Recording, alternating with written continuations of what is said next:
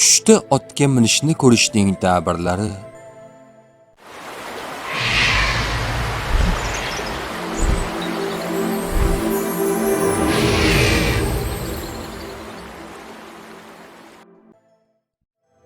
Ibn Sirin aytadiki, tushda chavandozlik qilayotganini ko'rsa, podshohdan mol va ne'mat topishini bildiradi. Agar chavandozlar bilan aylanib yurganini va ular bunga muti va quloq soluvchi ekanliklarini ko'rsa, bir guruhga boshliq bo'lishiga ishoradir. Agar otliqlar birorta joyda chavandozlik qilayotganlarini ko'rsa, o'sha joyga qattiq yomg'ir yog'ishini bildiradi.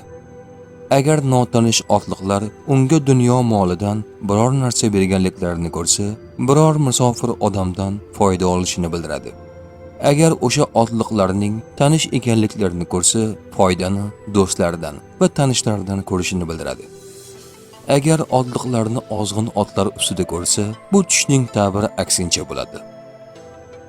Tush ta'biri bashorat emas, barcha narsani bilguvchi yagona zot Allohdir.